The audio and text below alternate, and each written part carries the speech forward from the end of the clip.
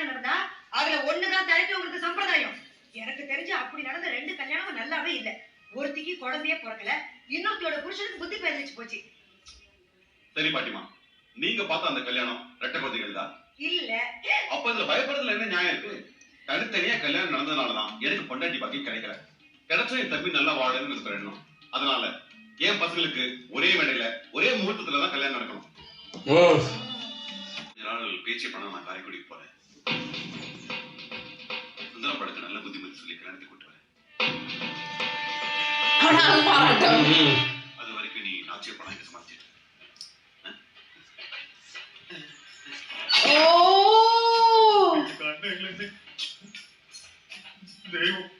Track change ആ reference കാണിച്ചല്ലേ track ചേഞ്ചിന്റെ.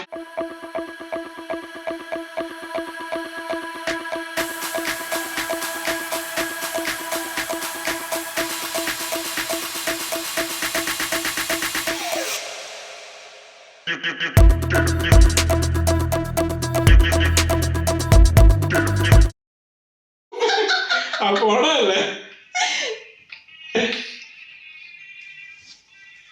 Brother.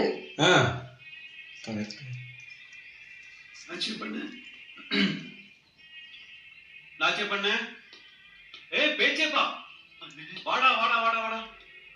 ஓ ഇവിടെ നാട്ടിലല്ലേ? என்ன இது ஏன் பேக்ட் உன்னை பார்க்க வேண்டிய சங்கடமா இருக்கடா. அது கிடைக்கிறது விடுங்க என்ன. ஆமா நீங்க நல்லா கேளு.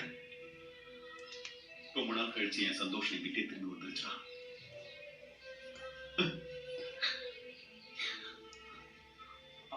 ஆமா சுந்தரமா வரலையா? வரலன்னு அவன் மாறவே இல்லை. இன்னும் மோசமா போயிட்டான். அண்ணே முதல்ல என் மைண்ட்ல கூப்பிட்டு நின்னேன். பார்க்கணும்னு கிளம்பி தவிக்குது. கூப்பிடுங்க ராமோ. Viswanathan Ramu. Oh my god. கிளாஸ்ல படிச்சிட்டப்பா. மகாராஜங்களா எங்கப்பா?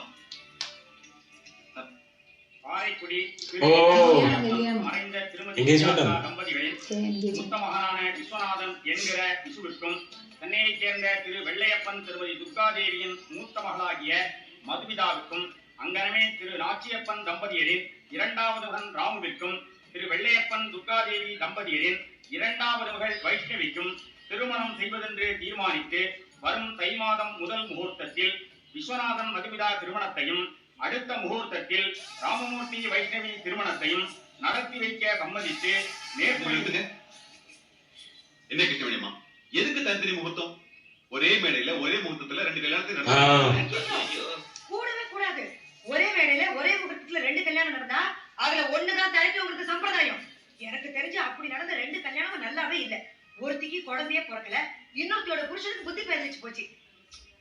சரி பாட்டிமா, நீங்க பார்த்த அந்த கல்யாணம் ரெட்டை குழந்தைகள் தான் இல்ல. அப்ப இதுல பயப்படுறதுல என்ன நியாயம் இருக்கு? தனித்தனியா கல்யாணம் நடந்ததுனாலதான் எனக்கு பொண்டாட்டி பாக்கி கிடைக்கல. கிடைச்சா என் தம்பி நல்லா வாழன்னு இருக்கிற எண்ணம். அதனால என் பசங்களுக்கு ஒரே மேடையில ஒரே முகூர்த்தத்துலதான் கல்யாணம் நடக்கணும். எந்த வித மாற்றமும் இல்ல. ஐயர பத்தத்தை மாத்தி எழுதுங்க. പെട്ട് പെട്ട് അല്ലെങ്കിൽ ഇങ്ങനെ കല്യാണം കഴിക്കാൻ പറ്റില്ല.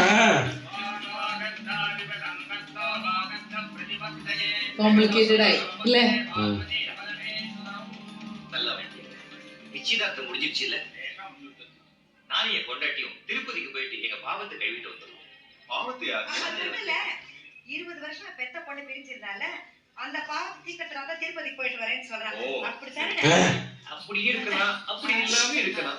அப்படி இருந்தாத என்ன, கடவுள் நம்மள தண்டிச்சிட்டு போறாரா? அப்படி இல்லாட்டி நம்மள கைவிட்டு போறாரா? சும்மா எழுதி உனக்கு போயில நாம ஒரு தடவை இருக்கலாம்.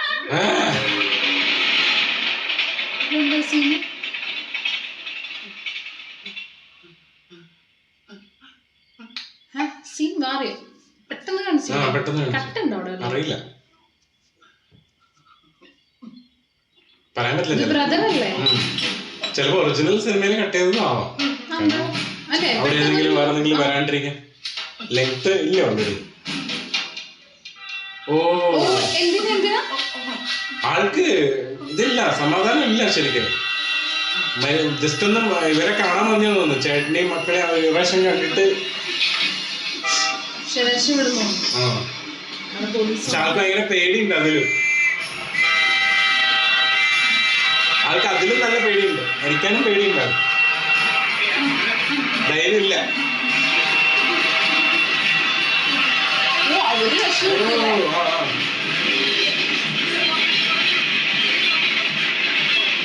പൊട്ടിക്കുന്നുണ്ടല്ലേ.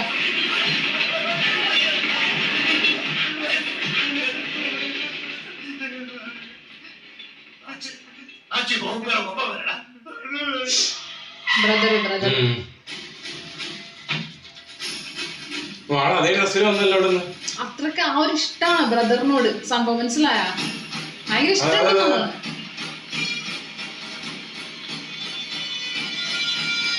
Railway police station.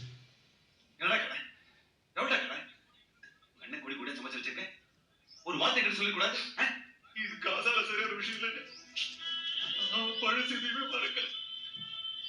பேரை சொன்னாலும் எரிஞ்சு விடுறேன். அவன் வயிற்றுல ஒரு புழு பூச்சி கூட உண்டாவும். அந்த வெப்பில ஆங்காரி ஆயிட்டா. எது கட்டாலும் சண்டை சச்சிருந்தாங்க. எல்லாத்துக்கும் சேர்த்து தொலைஞ்சிடலாம் முடிவு பண்ண போதா உங்ககிட்ட இருந்து கடுதாசி வந்துச்சு. சாவத்துக்கு முன்னால உன்னையும் என் மயங்களையும் பார்த்துட்டு போனேன். மருமகளையும் பார்த்த சந்தோஷத்துல இங்க வந்து படுத்துட்டேன். இது வாழாப்பழம் ஜென்மம் இருக்கு. இது வாழறதுக்கு மட்டும் இல்லைன்னு சாவறதுக்கு கூட லாய்க்கு இல்லை.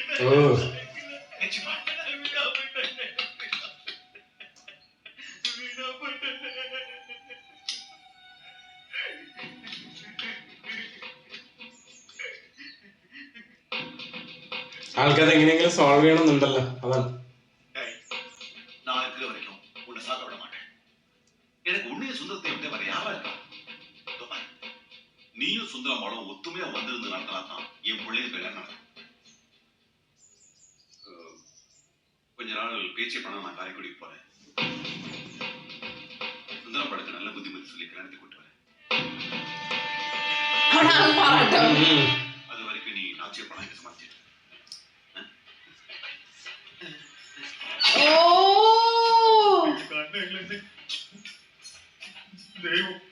ട്രാക്ക് ചേഞ്ച് ആ റെഫറൻസ് കാണിച്ചല്ലേ, ട്രാക്ക് ചേഞ്ചിന്റെ. നമ്മൾ പറയില്ലേ ട്രാക്ക് ചേഞ്ച്.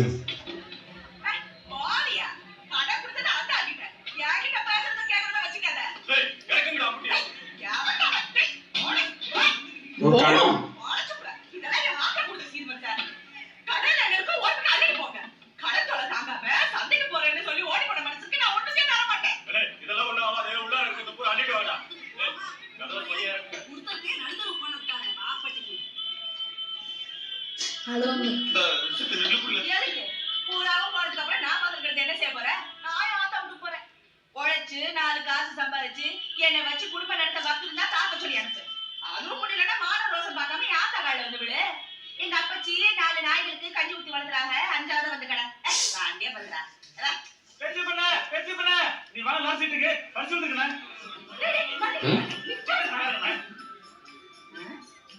ലോട്ടറിയാ? ഓ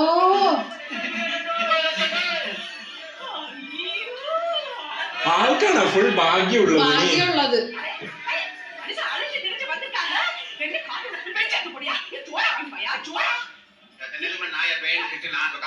പൈസക്കാണ് ആള്.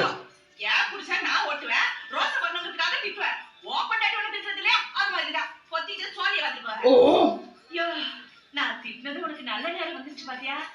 அந்த சீட்டை போய்தான் நான் போய் பணத்தை வாங்கினேன். நீ போனேனா உன் கையில 2500 ரூபாய் கொடுத்து இப்படிதானு சொல்லி ஏமாத்திடுவா. காசு என்கிட்ட இருந்துச்சு வச்சுக்கோ, குடும்பத்தை கட்டுக்கோப்பா நடத்துவேன். தினம் மேஞ்சலுக்கு வேணா உனக்கு 5 ரூபாய் தாரேன், சீட்டை போய்தான். பரிசு விழுந்தா யாராவது ஏமாத்துவாங்கன்னு சீட்டுல என் பேரை எழுதி வச்சிருக்கேன். அதனால நான் பணம் தான் தருவேன். அப்படி சமாளி திரும்ப நான் பொஜாதி தானே, நான் போனா கூட கொடுக்க மாட்டாங்களா? ஓ இவடா பேச்சப்பா, உனக்கு ஏதாவது பிரச்சனைனா இந்த புத்தகத்தை பிரிச்சு வச்சுக்கிட்டு படிக்கிற மாதிரி சமாளிச்சுக்கோ. அப்போ எழுந்து போய் ம் ம் ஆ, ம்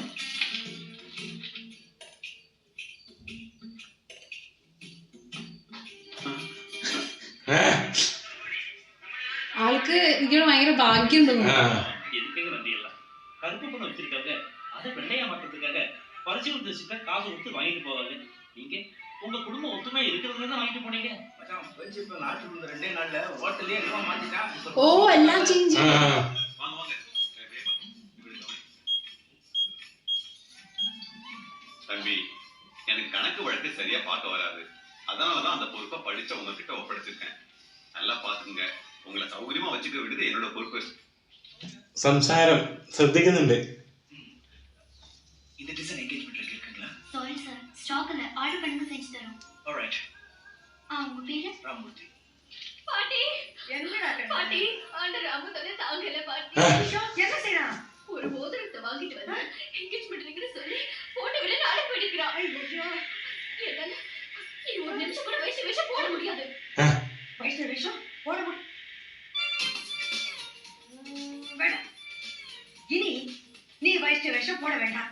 இன்னைக்கு நைட்டு ஒரு எக்ஸாம் எடுத்து சொல்லி நீ ஊருக்கு போயிட்டு போயிடுறா. ஓ,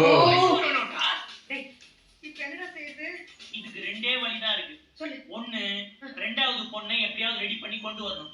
இல்ல ரெட்ட பிரிவிகளை தான் பொண்ணு எடுப்பேன்னு அடம் பிடிக்கிறானே அந்த டபரா தலைய நாச்சியப்ப மனசை மாத்தும். ஓ, அதுக்கு தான் பாண்டிச்சேரி ரூம் போட்டு ஃப்ரெண்ட்ஸுங்களோட டீப்பா டிஸ்கஸ் பண்ண போறேன்.